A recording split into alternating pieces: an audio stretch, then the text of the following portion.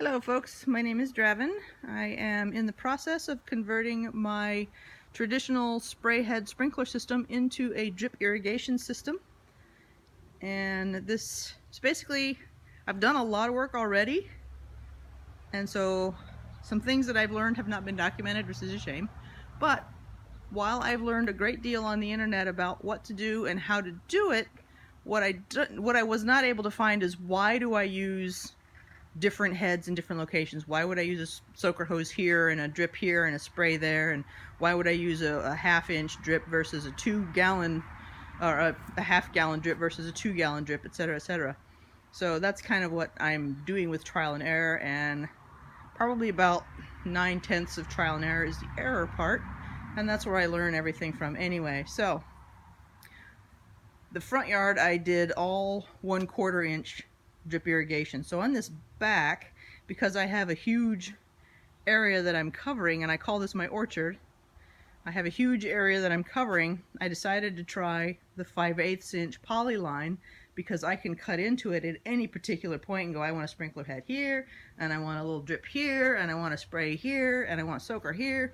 So I've got all kinds of flexibility with this 5/8 inch line that I don't really have with 1/4 inch line straight from the tap. So you can see here I've done this, and if you notice, this slopes quite a bit. So when I started on the other end, and I had 3 individual lines coming down that ended. So you know, I've got a corner here that keeps going, but originally it just ended. So I had 3 lines coming down, and I had soaker hose going from one all the way across to the other. So when I turned it on as a test, there were 2 things I noticed. One, the soaker hose is really strong up here, close to the hose, and not so great in the middle. So I had a dry spot, essentially, or a slightly moist spot. And the other thing I noticed was that because this is so terraced, it literally just ran right down and straight into the yard. So it didn't actually have even time to soak into the ground to get to any roots. Not that there's anything there right now, but there would be eventually. So I needed to sit there long enough to actually soak into the ground. So that means I needed to start terracing. So I recovered brick from the rest of the yard and I started building these flat terraces. Now when I do my water test and fill this with water so there's little standing puddles, it just sits there. So I have taken care of my runoff problem. The only place that still has a runoff issue is around the trees, but by the time I get all my plants in place, that's not really going to be an issue.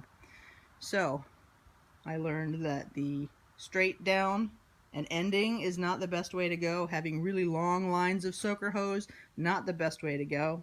So what I decided to do to get rid of one of my problems is, instead of straight line and ending, I'm doing essentially a box. This is called a loop irrigation, where you have the water goes all the way around in a loop in this particular instance. So anytime I tap off of this line, I'm going to get full pressure close to those taps. So if I have small soaker hose sections coming out and around and back in and out and around and back in, it's short enough that the entire soaker hose actually gets utilized.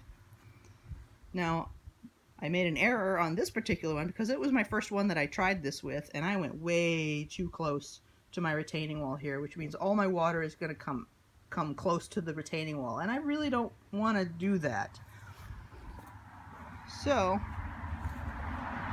what I did to solve that issue in this first bed here is, you can see that I have my 5/8 inch pipe up the center of my flattened piece here, and I still do the loop.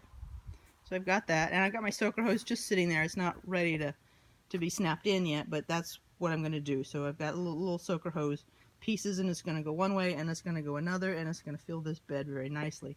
So why am I using soaker hose? This is my theory. Again, it's all trial and error. So my trial is going to be, I want soaker hose here because I'm thinking I want ground cover. So I've got some plants that spread, kind of it's a relative of mint. It's on the way. It'll be here in a couple weeks.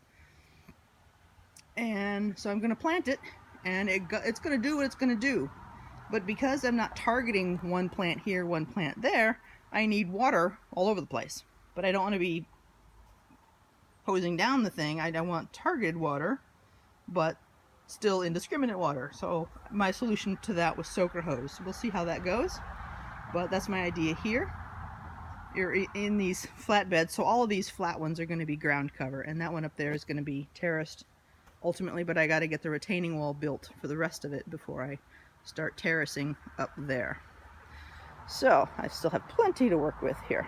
So the plan for the back of the bed, close to the wall, between basically behind the trees to the wall, is going to be individual plants.